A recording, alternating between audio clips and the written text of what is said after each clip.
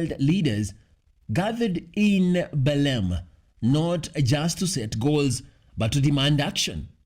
But what does a conference in the Amazon have to do with a farmer in Kitui or a fisherman in Kisumu?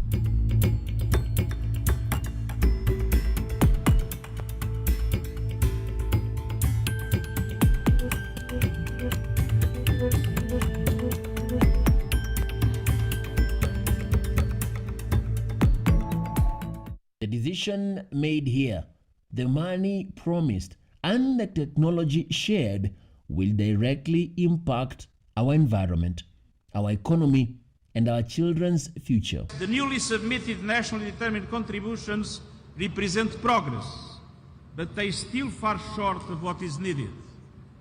Even if fully implemented, they would put us on a pathway well above 2 degrees of global warming. Meanwhile, the climate crisis is accelerating. Record-breaking wildfires, deadly floods, superstorms, shattering lives, economies, and decades of progress. Last year, emissions reached another record high. And today, as we have seen, the World Meteorological Organization confirmed that the emissions continue to rise this year. Let us be clear, the 1.5 degrees limit is a red line for humanity. It must be kept within reach. And scientists also tell us that this is still possible.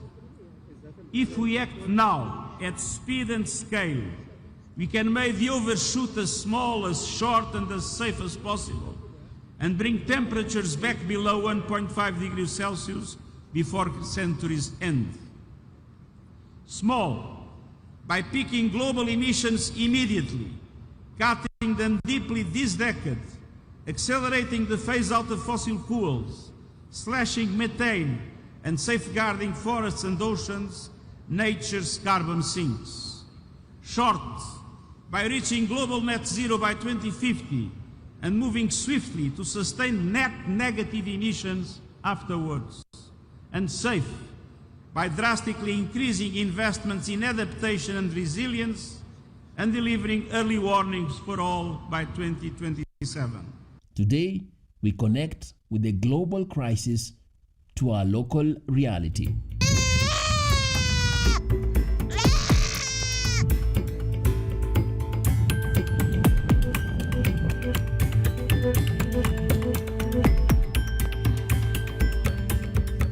We come together today, here in the heart of the Amazon, at a pivotal moment in human history. A moment that demands courage, cooperation, and unwavering commitment to our planet's future. A future that belongs not to us, but to our children and grandchildren. I want to first express my profound gratitude to Brazil for welcoming us all to Bellem. The message from the opening of the COP30 in Brazil was stark and unanimous. Things together, historically, agriculturally, and environmentally. For may I remind you that after the Rio Summit of 1992, the Barbados Program of Action for Small Island Developing States came in 1994. But I've come here this evening to speak on one issue. I'm not going to address the issue of finance, for you well know what the Bridgetown Initiative requires of us in terms of making financing more accessible and affordable for all. I'm not going to speak on the issue of the Loss and Damage Fund, because all of us should hold our heads down in shame, because having established this fund a few years ago in Sharm el-Sheikh, its capital base is still under $800 million, while Jamaica reels from damage in excess of $7 billion US, not to mention Cuba, Haiti, or the Bahamas. Those things ought to be embedded in our soul already and should be prickling our conscience. The time for talk is over. The UN Secretary General declared this summit must ignite a decade of acceleration. But what are the key global issues on the table? The core goal is to keep global warming below 1.5 degrees Celsius. 10 years ago in Paris, we were designing the future, a future that would clearly see the curve of emissions bend downwards. Colleagues, welcome to that future. The emissions curve has been bent downwards because of what was agreed in halls like this, with governments legislating and markets responding. But I'm not sugarcoating it. We have so much more work to do. We must move much, much faster on both reductions of emissions and strengthening resilience. The science is clear. We can and must bring temperatures back down to 1.5 degrees Celsius after any temporary overshoot. Lamenting is not a strategy. We need solutions. Scientists warn that every fraction of a degree beyond this will exponentially increase droughts, floods, and heat waves, a phenomenon Kenya is already grappling with.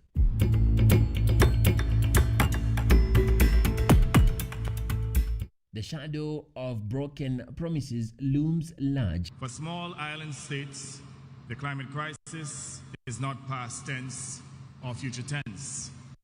It is our lived reality. Antigua and Barbuda comes to Bellem with one fundamental message. 1.5 degrees is a quintessential priority that remains our lifeline. We all know that there is no planet B. We have nowhere to run, nowhere to hide. Yet, large polluters continue to deliberately destroy our marine and terrestrial environments with their poisonous fossil fuel gases. We must stand as one and fight unrelentingly to stop this ecocide, this climate atrocity, to restore balance, to build economies that serve humanity, not just profits and profligacy. Unfortunately, the world has already reached 1.5 degrees of warming, the very threshold we fought to avoid. Developed nations have yet to deliver the $100 billion per year they pledged over a decade ago. Lesotho calls for a significant and immediate scale-up of adaptation finance, including full operationalization of the Loss and Damage Fund with grant-based support for LDCs.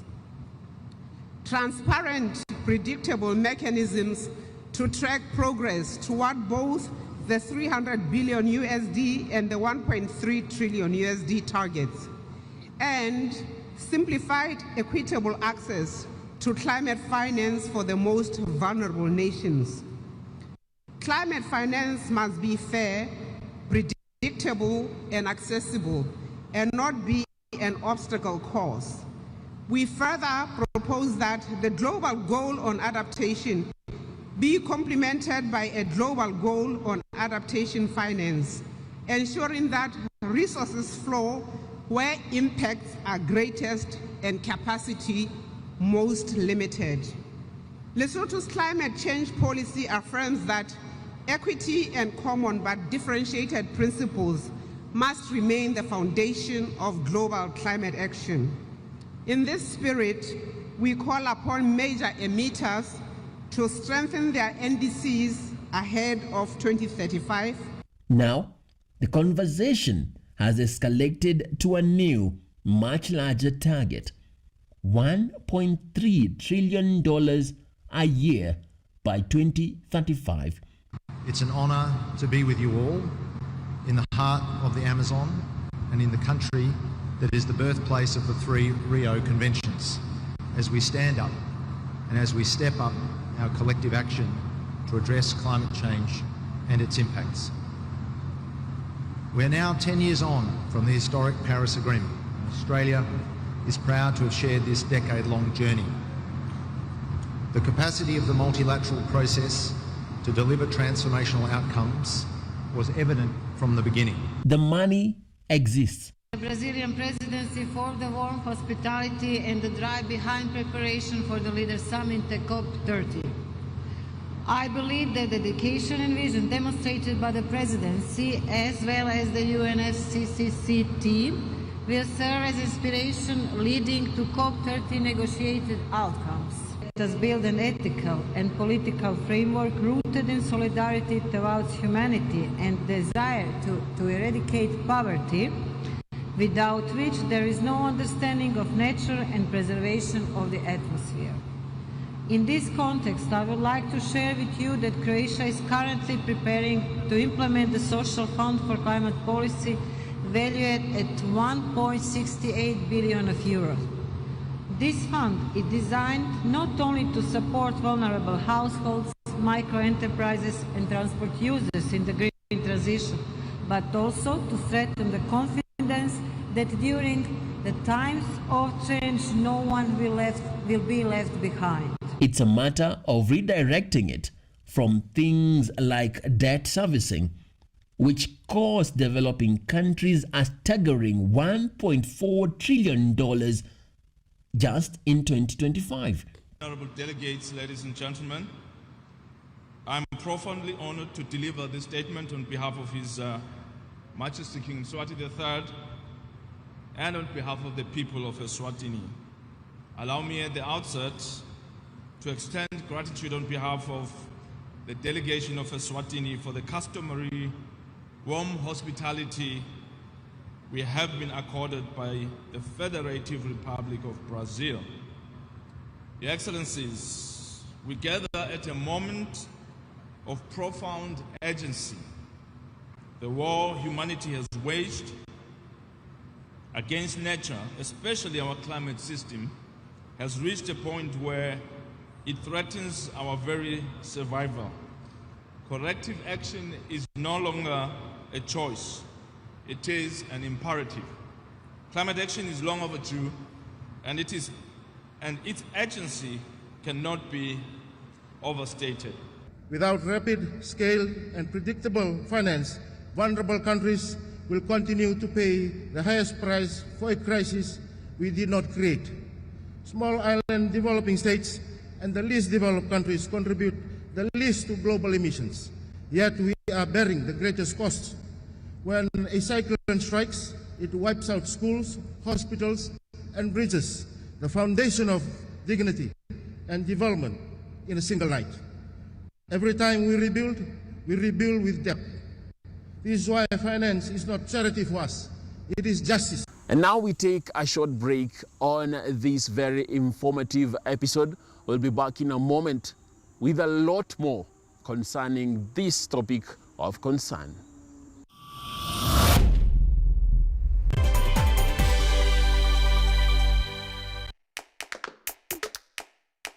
Baada ya kutafuta kazi, tunaweza kuanzisha miradi yetu ambayo ingetusaidia kubadilisha maisha ya wazazi wetu. Kwa vijana wenzangu, wengi wale hawana kazi.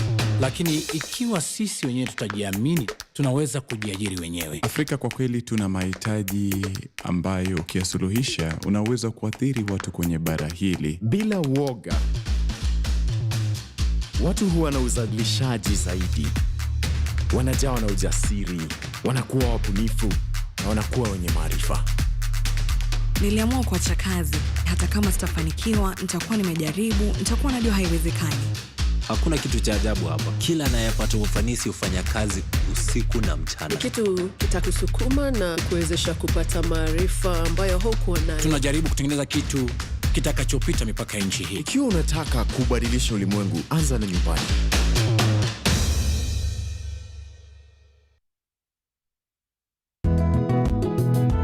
Kila safari huanza kwa hatua moja. Bila shaka, dira ya Boresha Kilimo sasa imepata sura mpya. Boresha Kilimo si kipindi tu, bali ni darasa la vitendo kwa wakulima. Lengo kuu, mavuno bora na tija kwa jamii. Na ukikaa nasi basi utaboresha kilimo. Hapa tutakupakulia maarifa atakotia ladha ya kisukari kwenye mazao yako, tukitofautisha punje na mpunga. Kwani kilimo ndicho huboresha maisha. Kuanzia maandalizi ya shamba, mbinu za teknolojia ya kisasa hadi sokoni, usikose kutazama Boresha Kilimo. Ukitaka kujua haya usipime kipimo. Ungana nami nahodha wako Akida Kasim kila siku ya Jumamosi saa 6:30 mchana na Jumanne asubuhi nikikuletea shajara kamili za wakulima na suluhisho mashinani. Kilimo ni nguzo kubwa kwa ujenzi wa taifa. Kwani kilimo ndicho huboresha maisha. Kumbuka, ukipanda pantosha utavuna pankwisha.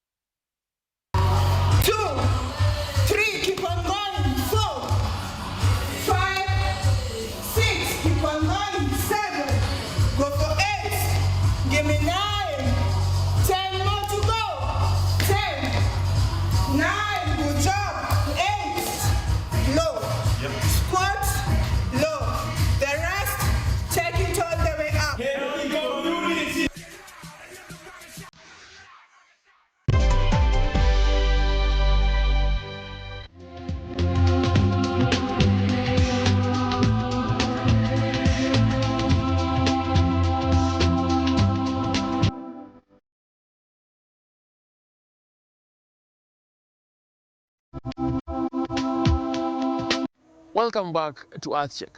Now, this is where we ask the tough questions.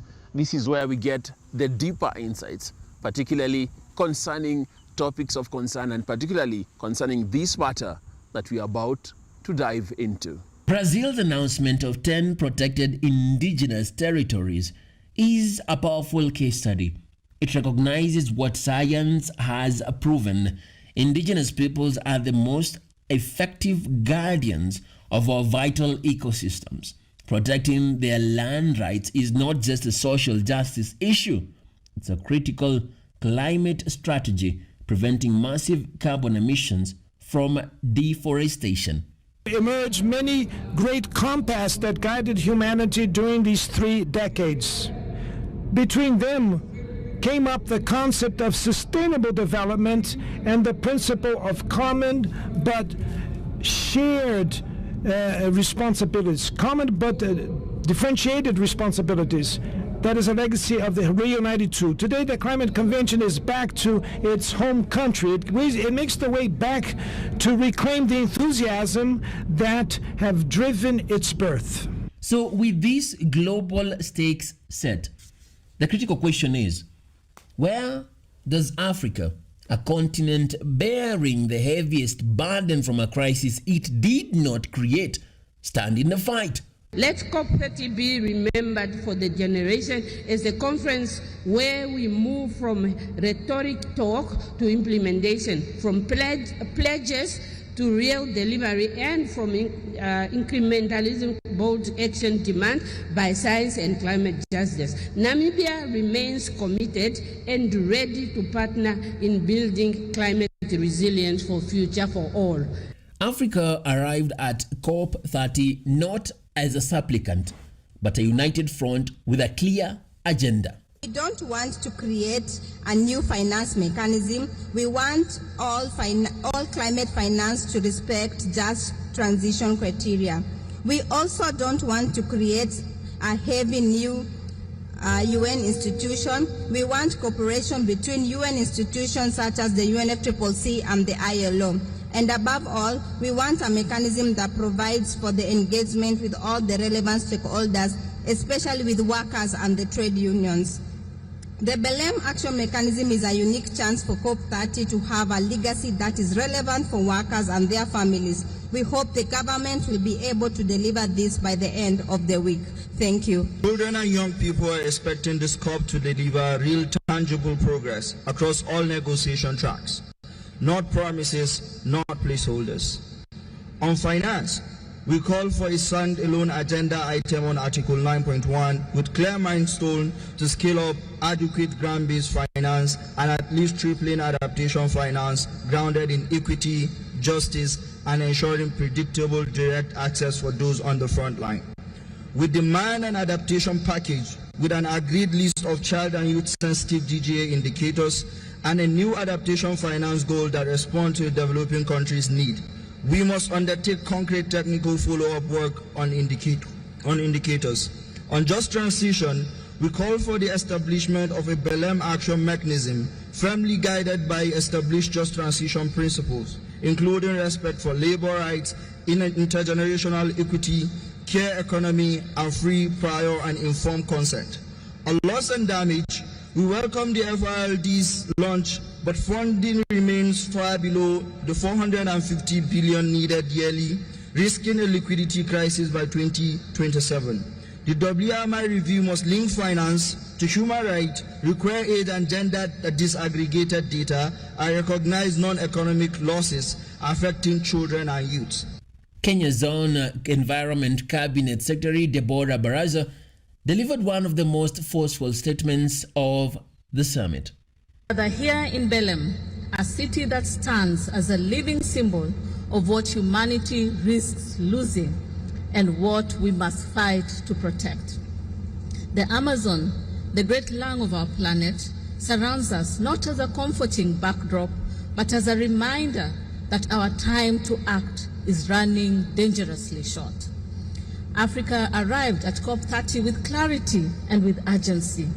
We are the continent least responsible for this crisis. Her speech crystallized Africa's core demand. Droughts, floods, and extreme heat have become part of the daily lives of millions of our people, eroding development gains and straining the very foundations of our economies.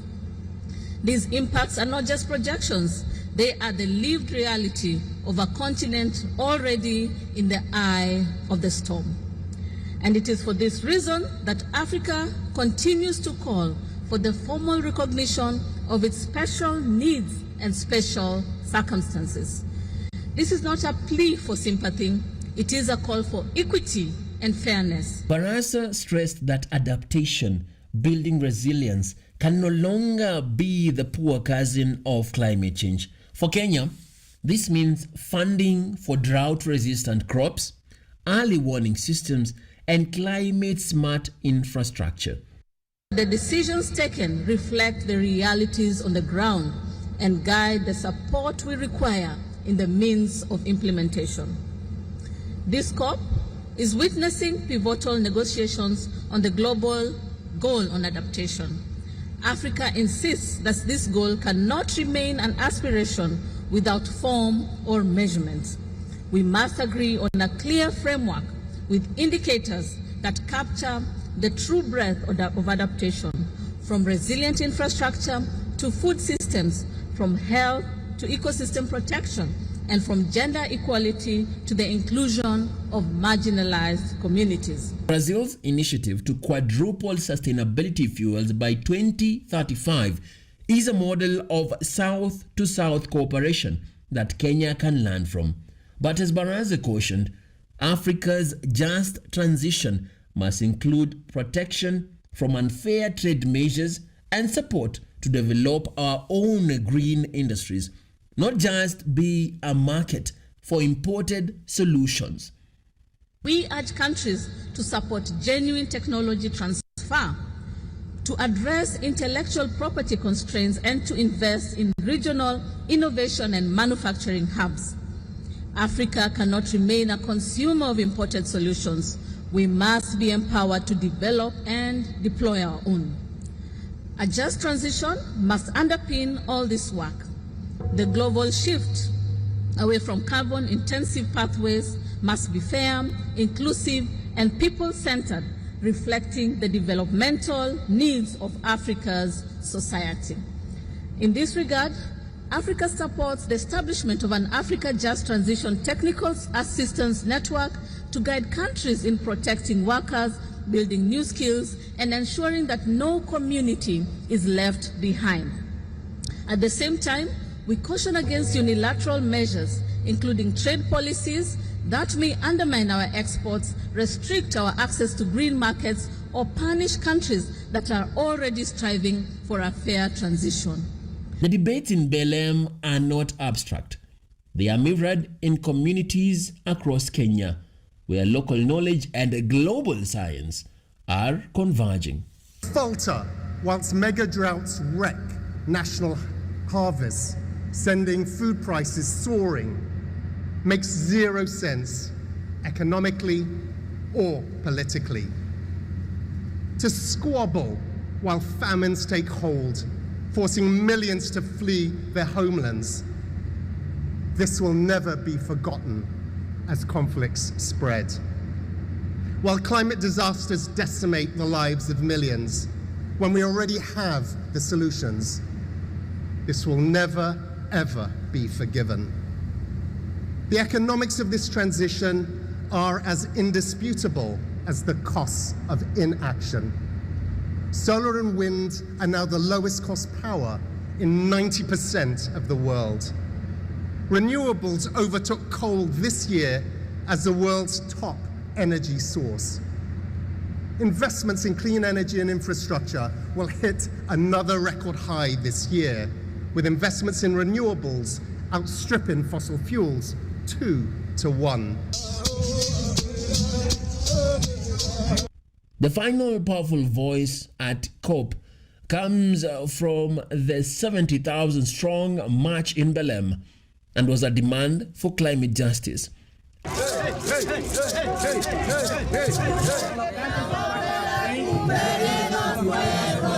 Kenya is already a world leader in renewable energy, with over 90% of our power coming from green sources like geothermal and wind. This people-powered movement is being met with technological innovation. Kenyan tech hubs are buzzing with solutions. Platforms like M-Copper are democratizing access to solar energy. The world will look at what leapfrogging technologies came out of Kenya and came out of East Africa, and I think we will have a situation where this part of the world is the role model for others, going off the grid, harnessing the power of the sun, and connecting people affordably, reliably, and quickly in a way that's never been done before. The Lake Turkana wind power project is a testament to what is possible.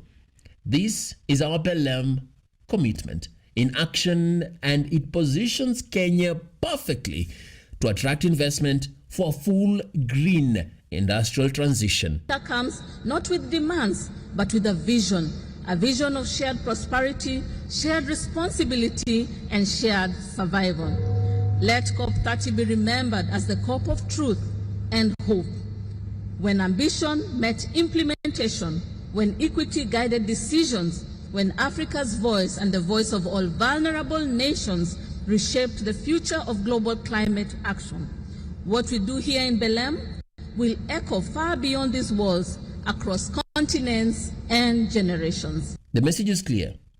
The solutions exist. What is needed is the political will and the financial flow to scale them. Finance is growing. Action is being taken on emissions. Renewable clean energy is expanding at record pace, creating thousands of new jobs and boosting economies around the world. Countries are embedding nature into climate strategies, launching national adaptation plans, and investing in nature-based solutions. These are not just policies, they are lifelines. Brazil's proposal for the Tropical Forests Forever Fund is a visionary step toward valuing nature's role in climate stability. That is why it was an Earthcheck Prize finalist this year. The initiative recognizes that climate and nature must be addressed together, not in silos, but in synergy. The science is clear.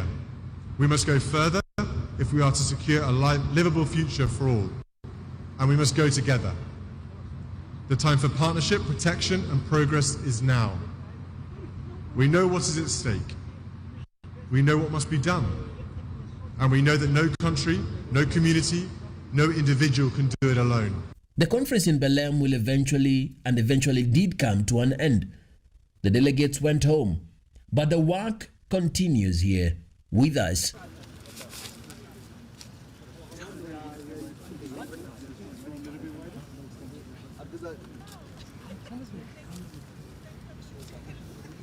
The story of COP30 is not just about negotiations in a distant land. It's about choices we make in our homes, our businesses, and our government. Leo ni siku tena ya muhimu ya mazingira katika taifa letu la Kenya. Katika kila primary school tunapanda miti katika ile mpango yetu ya taifa la Kenya ya kupanda miti bilioni 15. The world is finally speaking the language of implementation. Let's ensure Kenya is not just a participant, but a leader in this crucial decade of delivery.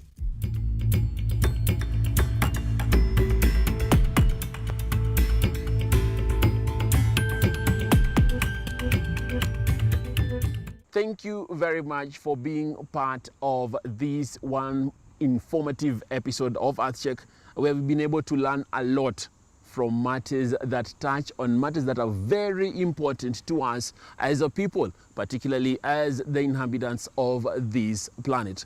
Be sure to join us again next week for another episode, another informative piece of Earthcheck. And of course, you can be able to share your comments and sentiments on us on social media at KUTV Kenya. My name is Emmanuel Kutosi. Until next time, keep safe and ensure you have a safe and clean environment wherever you are.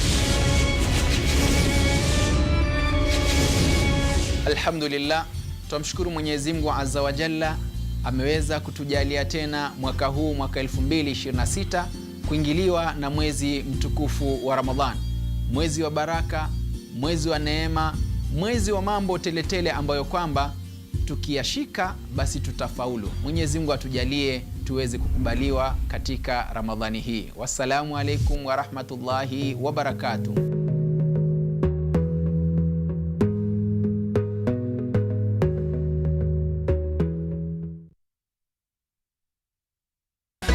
Ni kama unarusha mikono, tingisha kichwa chungu usivunje kisogo. Mbona nyinyi na wawasha nkikula nyama choma tu firifiri na give me your hand and shoulder. I'm feeling vibes on vibes. I'm a ticking diner. Tell them twerking, pull up the lambas swerving. I work so hard, you know I don't want no stress. I no get time to impress. Call that girl with a lovely dress. Yeah, yeah.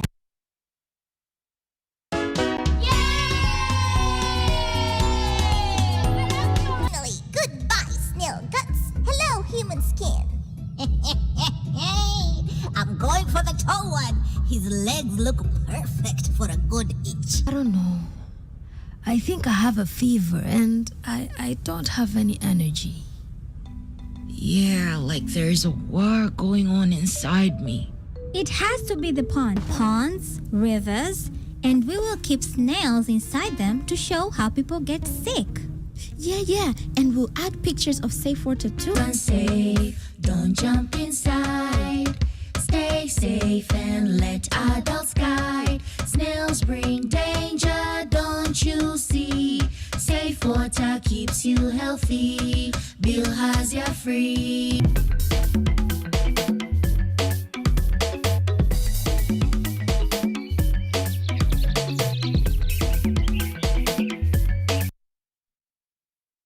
Are you an aspiring media practitioner, a graduate, or you just want to advance your skills in television production? Then welcome to Kenyatta University, where education meets innovation. KUTV, the premier university television station in Kenya, is now offering short courses in TV studio, field technical operations, and video editing. Through these courses, you will acquire hands-on skills on camera operations, media production, lighting techniques, audio-visual editing, and sound and visual control, and how to operate key equipment in modern TV control room. Enroll today at KUTV and discover your full potential in cutting-edge TV broadcasting. Graduates of these courses will receive professional certificates. For more information, visit our offices at KUTV studios or call us on 020-870-4252 or 020-870-4255 or SMS us on 0739-110-544. KUTV, a new experience.